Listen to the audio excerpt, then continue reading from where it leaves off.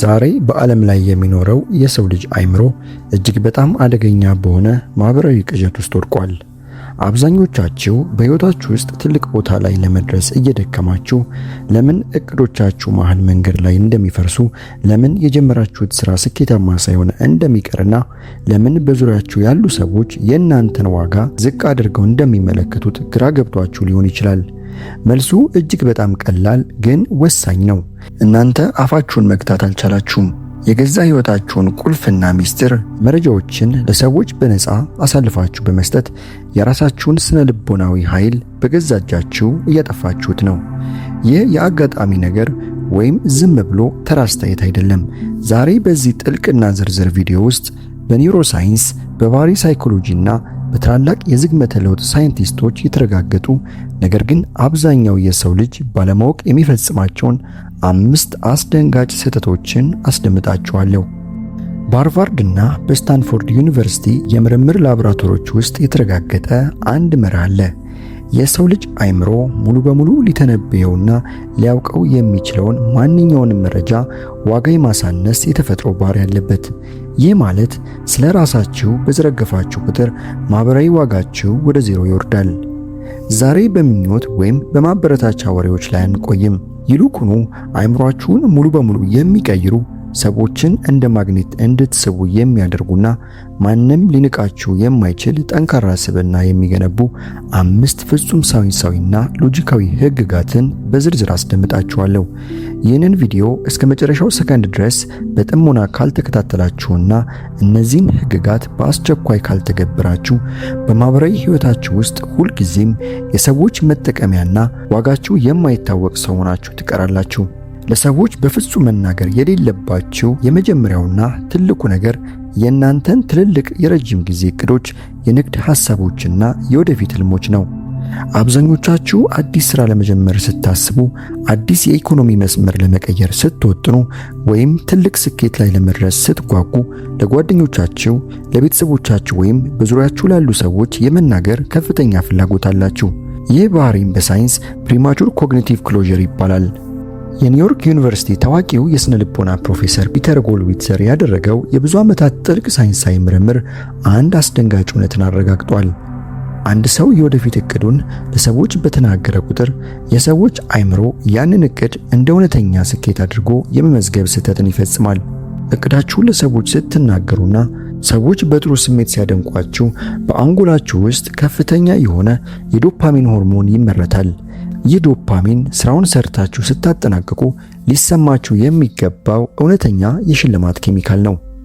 በዚህ ጊዜ አንጎላችሁ ስራውን አስቀድሞ እንደተጠናቀቀ አድርጎ ስለሚያስብ ያንን እቅድ በተግባር ለመለወጥ የሚያስፈልገውን ውስጣዊ መነሳሳት፣ ቁርጠኝነትና ጉልበት ሙሉ በሙሉ ያጠፋዋል።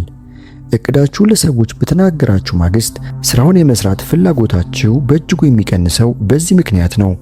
በተጨማሪም በዝግመተ ለውጥ ሳይኮሎጂ መነጽር ስንመለከተው የሰው ልጅ አእምሮ በደመነፍስ የራሱን ህልውና ለማስቀጠል ሲል ከሌሎች ጋር ይወዳደራል። እናንተ ገና ያልተገነባውን እቅዳችሁን ስትናገሩ በዙሪያችሁ ያሉ ሰዎች አእምሮ ውስጥ ሳያውቁት የቅጣት፣ የመከላከል ወይም የእናንተን ሐሳብ የማጣጣት ስውር ፍላጎትን ትቀሰቅሳላችሁ። ሰዎች የእቅዳችሁን ጉድለት ብቻ በመፈለግና የተለያዩ አሉታዊ ትችቶችን በመሰንዘር ገና ያልበቀለውን ሐሳባችሁን በአእምሮአችሁ ውስጥ እንዲሞት ያደርጉታል። ስለዚህ እቅዳችሁን በሚስጥር ጠብቁ። ውጤታችሁ ሆኖ እስኪናገር ድረስ በዝምታ ስራችሁን አከናውኑ። ጊዜያችሁንና ጉልበታችሁን ለወሬ ሳይሆን ለተግባር ብቻ አውሉት። ለሰዎች በፍጹም መናገር የሌለባችሁ ሁለተኛውና እጅግ ረቂቁ ነገር የእናንተን የውስጥ ስሜታዊ ድክመቶች፣ ያለፈው ህይወት ጥልቅ ቁስሎችና ፍርሃታችሁን ነው። ብዙ ሰዎች ሰዎችን ለመቅረብ ወይንም የሰዎችን እምነት ለማግኘት በማሰብ የውስጣቸውን ስቃይና ድክመት በዝርዝር ይዘረግፋሉ። ይህ በማህበራዊ ስነ ልቦና ውስጥ ኢንፎርሜሽን አሲሜትሪ ወይም የመረጃ አለመመጣጠን ህግን መጣስ ይባላል። የባህሪ ሳይንቲስቶች በጥልቀት እንደሚያረጋግጡት ስለ ራሳችሁ ድክመትና ፍርሃት ለሰዎች በነገራችሁ ቅጽበት በእናንተና በሌላው ሰው መሃል ያለው ስነ ልቦናዊ ሚዛን ሙሉ በሙሉ ይናጋል። መረጃው በሌላ ሰው እጅ በገባ ቁጥር በእናንተ ላይ የመወሰንና እናንተን የመቆጣጠር ስውር ስልጣን ያገኛሉ። ዛሬ እንደ ጓደኛ ወይም እንደ ቅርብ የምታዩት ማንኛውም ፍጡር ነገ ማህበራዊ ሁኔታዎች ሲቀየሩ ያንን የነገራችሁትን ድክመት በእናንተ ላይ እንደ ጦር የመጠቀም የተፈጥሮ ደመነፍስ አለው። ከዚህም በላይ በኮግኒቲቭ ሳይኮሎጂ ውስጥ አቬይላቢሊቲ ባያዝ የሚባል መርህ አለ። ሰዎች ስለ እናንተ ድክመት በተደጋጋሚ በሰሙ ቁጥር የእናንተን አጠቃላይ ስብዕና በዚያ ደካማ ጎናችሁ ብቻ መለካት ይጀምራሉ። እናንተ ምንም ያክል ጠንካራ ስራ ብትሰሩ በሰዎች አእምሮ ውስጥ አስቀድሞ የተመዘገበው የደካማነት ምስል ስለሚቀድም ክብራችሁና ስሜታችሁን በእጅጉ ያወርዳል። የሰው ልጅ አንጎል በተፈጥሮ ጠንካራና ሉዓላዊ ማዕቀፍ ያላቸው ስብዕናዎችን ብቻ ነው የሚያከብረው። የራሳችሁን ህመም ለሰዎች እያዋያችሁ ተቀባይነትን ወይም እዝነትን ለመለመን አትሞክሩ። ህመማችሁንና ቁስላችሁን በውስጣዊ ጥንካሬያችሁና በስራችሁ ፈውሱት እንጂ ለሰዎች ማህበራዊ መጫወቻ አታድርጉት። ስሜታችሁን መቆጣጠር ስትችሉና የውስጥ ዓላማችሁን በሚስጥር ስትጠብቁ ሰዎች እናንተን በቀላሉ ሊተነብያችሁ አይችሉም። ይህ ትንበያ አልባ መሆን ደግሞ ክብራችሁን በሺህ እጥፍ ያሳድገዋል። ለሰዎች በፍጹም መናገር የሌለባችሁ ሶስተኛውና ማህበራዊ ግንኙነትን ሙሉ በሙሉ የሚያናጋው ነገር የእናንተን ትክክለኛ የገንዘብ አቅም፣ የሀብት መጠንና የገቢ ምንጫችሁን ነው። በአሁኑ ሰዓት ብዙ ሰዎች ትንሽ የገንዘብ ስኬት ሲያገኙ ወይም ገቢያቸው ሲጨምር ለሰዎች በማሳየትና በመናገር ማህበራዊ ተቀባይነትን ለመግዛት ይሞክራሉ። ይህ በትክክል የማህበራዊ ዋጋ መውረድ ምልክት ነው።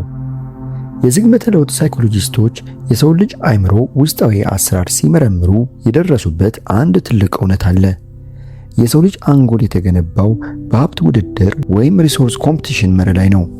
አንድ ሰው ትክክለኛ የሀብት መጠኑን ለሰዎች በተናገረ ቁጥር በዙሪያው ባሉ ሰዎች አእምሮ ውስጥ ሁለት አደገኛ ስነልቦናዊ ምላሾችን ይፈጥራሉ። እነሱም ስውር ቅናትና ጥገኝነት ናቸው። ገንዘብ እንዳላችሁ በዝርዝር ከተናገራችሁ ሰዎች ከእናንተ ጋር ያላቸውን ግንኙነት ፍጹም ተፈጥሯዊ ከሆነ አክብሮት ወደ ጥቅመኝነት ይቀይሩታል። አእምሯቸው እናንተን እንደ ሰው ሳይሆን እንደ ሀብት ምንጭ አድርጎ መመዝገብ ይጀምራል። በዚህ ጊዜ የእናንተን እውነተኛ ስብዕና ሳይሆን ገንዘባችሁን ማሳደድ ይጀምራሉ። በሌላ በኩል ደግሞ የገንዘብ እጥረት እንዳለባችሁና እንደተቸገራችሁ ለሰዎች በነገራችሁ ቁጥር የሰዎች አእምሮ እናንተን እንደ ዝቅተኛ አድርጎ ይመዘግባችኋል። የሰው ልጅ ደመነፍስ ደካማና አቅም የሌለውን ፍጡር የመግፋት የተፈጥሮ አድሎ አለበት።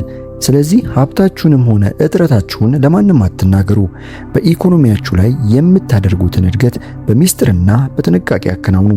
ሰዎች የእናንተን ውጤት እንጂ የገንዘብ ቁጥራችሁን ማወቅ የለባቸውም።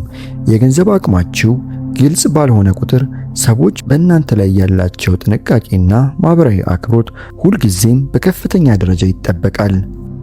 ለሰዎች በፍጹም መናገር የሌለባችሁ አራተኛውና ማህበራዊ እምነትን ሙሉ በሙሉ የሚያጠፋው ስህተት በሌሎች ሰዎች ላይ ያላችሁን ቅሬታ፣ ጥላቻ ወይም ትችት ለሌላ ሶስተኛ ሰው መናገር ነው።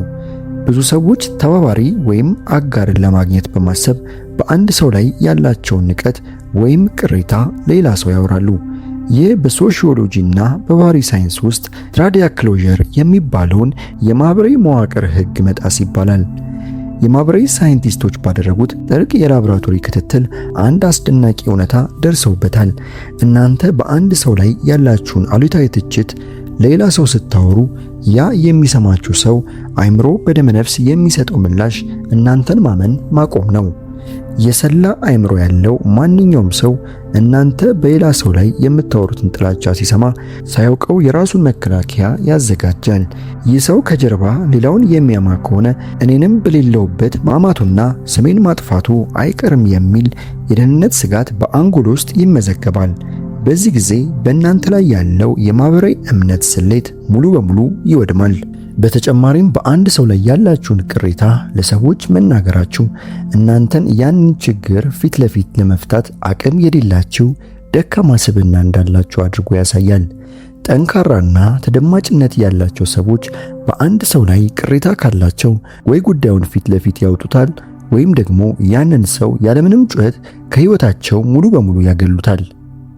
ስለ ሰዎች የምታወሩትን ማንኛውንም አሉታዊ ወሬ በአስቸኳይ አቁሙ። በአንደበታችሁ ላይ ፍጹም ቁጥጥር ይኑራችሁ። ስለ ሰዎች ክፉ አለመናገራችሁና በሰዎች ማህበራዊ ሐሜት ውስጥ አለመግባታችሁ በሰዎች ዘንድ እጅግ የሚታመን ክቡርና ሚስጥር ጠባቂ የመሆን ከፍተኛ ስልጣን ይሰጣችኋል። ለሰዎች በፍጹም መናገር የሌለባችሁ አምስተኛውና የመጨረሻው ረቂቅ የስነ ልቦና ሕግ ለሰዎች የምታደርጉትን በጎነት፣ እርዳታና መልካም ስራዎችን ነው። ብዙ ሰዎች መልካም ስራ ሰርተው ለሰዎች በመናገር የራሳቸውን የሞራል የበላይነት ለማሳየት ይሞክራሉ። ይህ በኮግኒቲቭ ሳይኮሎጂ ውስጥ ሞራል ላይሰንሲንግ ትራፕ ወይም በበጎነት የመታለል ወጥመድ ይባላል። የስነ ባህሪ ሳይንቲስቶች በጥልቀት እንደሚያረጋግጡት አንድ ሰው ያደረገውን በጎነት ለሰዎች በተናገረ ቁጥር የሰዎች አእምሮ ያንን በጎነት እንደ እውነተኛ ስብዕና ሳይሆን ለራስ ጥቅም ወይም ለዝና ብሎ እንደተሰራ ድራማ አድርጎ የመተርጎም የተፈጥሮ ሁኔታ አለው።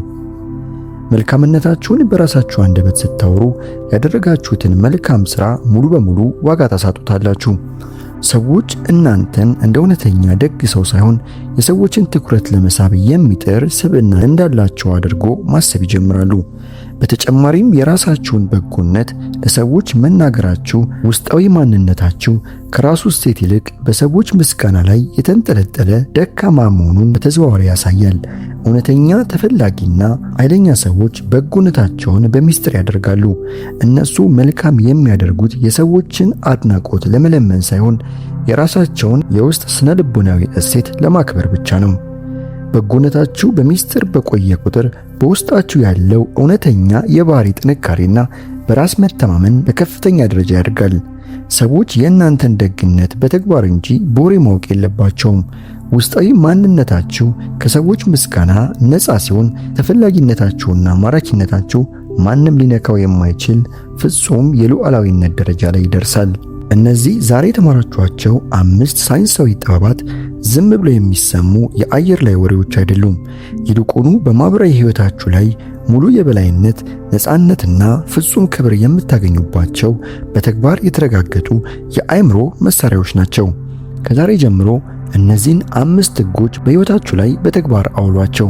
ከዚያም ሕይወታችሁ ለአንድና ለመጨረሻ ጊዜ ሲቀየር ለውጡን በተግባር ትመለከታላችሁ።